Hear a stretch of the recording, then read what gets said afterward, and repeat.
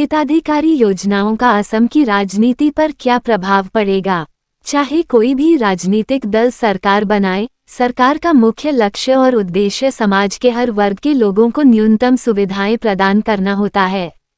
हमारे समाज में जो लोग गरीबी रेखा के नीचे जीवन यापन कर रहे हैं, उन्हें कुछ राहत देने और जीवन जीने के लिए आवश्यक न्यूनतम सुविधाएं उपलब्ध कराने के उद्देश्य से सरकार विभिन्न योजनाएं शुरू करती है। समाज में साक्षरता दर बढ़ाने के लिए भी सरकार छात्रों के लिए कई शैक्षिक योजनाएं लागू करती है। सरकार द्वारा शुरू की गई ये योजनाएं राज्य के बड़ी संख्या में नागरिकों को प्रभावित करती हैं। देश की तरह असम में भी बड़ी संख्या में लोग अभी भी गरीबी रेखा के नीचे जीवन यापन कर रहे हैं। इन लोगों की दैनिक आय लगभग 100 रुपये के आसपास है। इसलिए ये सुनिश्चित करने के लिए कि ये लोग अपने मूल अधिकारों से वंचित न रहें, सरकार समय समय पर विभिन्न योजनाओं के माध्यम से उन्हें राहत देने का प्रयास करती है। लेकिन अब सबसे बड़ा सवाल यह है कि जनहित के लिए लागू की गई ये सरकारी योजनाएं चुनावों को किस प्रकार प्रभावित करती हैं। यदि ये योजनाएं चुनावों को प्रभावित करती हैं, तो क्या इससे चुनाव की निष्पक्षता पर सवाल उठेगा? दरअसल, सरकार द्वारा लागू की गई कोई भी योजना चुनावों को प्रत्यक्ष रूप से प्रभावित नहीं करती।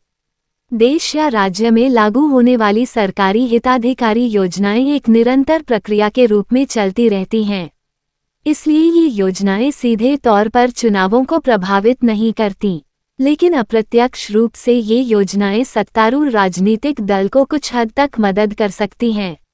यह इस बात पर निर्भर करता है कि सत्तारूढ़ दल ने आम जनता के लिए शुरू की गई योजनाओं को कितनी दूरदर्शिता के साथ लागू किया है। चूंकि सरकारी योजनाओं का उद्देश्य आम जनता को राहत प्रदान करना होता है, इसलिए उनका प्रभाव इस बात पर निर्भर करता है कि उन्हें कितनी प्रभावी और दूरदर्शी तरीके से लागू किया गया है। यदि शासन में रहते हुए कोई राजनीतिक दल ऐसी योजनाएं लागू करता है जो आम जनता को प्रभावित करती हैं, तो उसे चुनावों में जनता का समर्थन मिल सकता है। जो नागरिक इन योजनाओं से वास्तविक रूप में लाभान्वित होते हैं, वे सत्तारूढ़ दल को समर्थन देने के लिए आगे आ सकते हैं। जिन लोगों का जीवन इन योजनाओं की वजह से बेहतर हुआ है, उनका सत्तारूढ़ दल की ओर आकर्षित होना स्वाभाविक है। 5 वर्षों तक शासन में रहने के कारण सत्तारूढ़ दल को चुनाव में कुछ लाभ मिलना भी स्वाभाविक है। लेकिन इसका यह अर्थ नहीं है कि सत्तारूढ़ दल को चुनौती देना विपक्ष के लिए असंभव हो जाता है। केवल हिताधिकारी योजनाओं के आधार पर कोई भी राजनीतिक दल चुनाव में अपनी शक्ति का प्रदर्शन नहीं कर सकता। ये योजनाएं किसी भी दल की चुनावी रणनीति का केवल एक हिस्सा होती हैं। ये स्वाभाविक है कि हिताधिकारी योजनाएं चुनावों को कुछ हद तक प्रभावित करती हैं, लेकिन केवल इन्हीं के आधार पर किसी विधानसभा चुनाव का परिणाम तय नहीं होता। ये भी निश्चित नहीं है कि जो लोग इन योजनाओं का लाभ उठाते हैं, वे केवल सत्तारूढ़ दल को ही वोट देंगे। इसलिए हिताधिकारी योजनाएं किसी चुनाव में निर्णायक भूमिका नहीं निभाती। ये केवल राजनीतिक दलों की चुनावी रणनीति का एक हिस्सा होती हैं।